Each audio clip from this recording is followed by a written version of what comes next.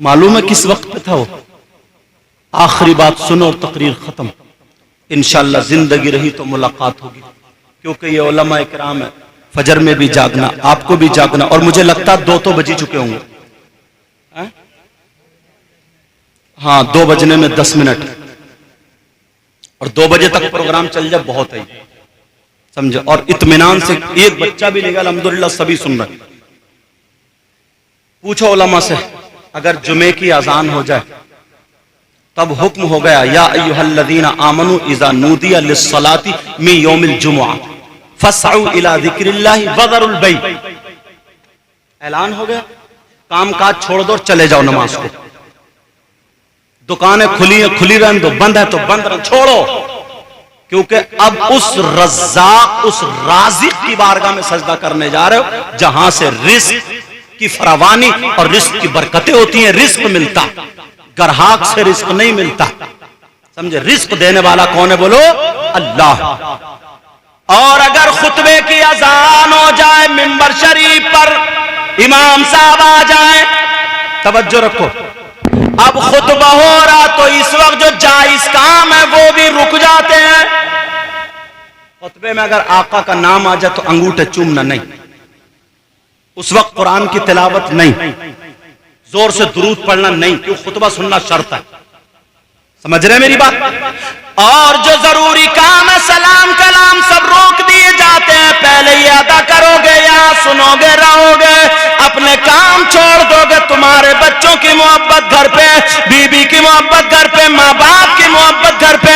مگر سنو پیارے سنو، میرے نبی جمعے کے دن خطبہ پڑھ رہے تھے، اور خطبہ پڑھنے کے درمیان میں حضرت امام حسین آ جاتے ہیں. پاؤں میں پاؤں ٹکراتا، حسین گر جاتے ہیں. نبی نے خطبہ روک دیا، منبر سے اتر کے جا کے حسین کو اٹھا لیا اور چوم لیا. صحابہ دیکھ رہے تو نبی نے اور آگے کیا فرمایا؟ حسین منی وانا من الحسین. سبحان اللہ نبی سبحان نے اور اللہ. یہ کہہ دیا، کیا کہا؟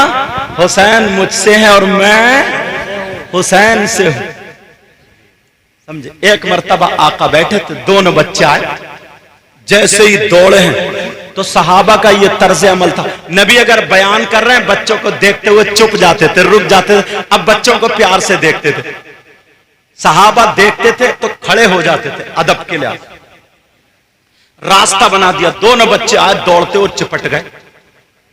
نانا کے پاس ہے، اب کھیل رہے ہیں باتیں. صحابہ بھی مسکرا رہے ہیں، پیار بھرے انداز میں دیکھ رہے ہیں. اب نبی ہاتھ اٹھا کر کے، جب صحابہ بھی محبت کرنے لگے تو دعا. اب نبی فرماتے ہیں یہ تمہارے سب کے حق میں بھی دعا، جو آج یہاں پہ بیٹھے ہو، یہ پروگرام کر رہے ہو اپنے گھر بار کو چھوڑ کر، یہ تمہارے سب کے حق میں بھی دعا. جو مفتی جلیل صاحب نے حدیث پڑھی تھی، اللہم انی احبہما فاحبہما واحب من یحبہما. اے اللہ میں ان دونوں سے محبت. نبی دعا کر، اور نبی کی دعا رد ہو سکتی ہے کیا بولو؟ پوری دنیا کی دعا رد ہو سکتی ہے لیکن نبی کی دعا تو آپ کے لیے، یہ آپ کے لیے. نبی فرماتے اللہم انی احبہما، اے اللہ میں ان دونوں سے محبت کرتا ہوں، فاحبہما تو بھی ان دونوں سے محبت کر. اور یہی تک نہیں، آگے والا جملہ سنو، وہ آپ کے لیے اللہم انی احبہما فاحبہما واحب من یحبہما. نبی فرماتے ہیں اے اللہ میں ان سے محبت کرتا ہوں، تو بھی ان سے محبت کر. اور مولا جو قیامت تک مسلمان اگر ان میرے شہزادوں سے محبت کرے تو تو ان سے بھی محبت کر. کیا بات ہے، سبحان اللہ سبحان اللہ اب سبحان نبی کی اللہ. دعا رد نہیں ہو سکتی نا، یا بولو ہو سکتی ہے؟ نہیں ہو سکتی. بس ہم یہ شعر پڑھو اور دعا کرو، اور کسی کے چکر میں نہیں، پکی سچی نبی کے شہزادوں سے، آل رسول سے محبت رکھو. سمجھے.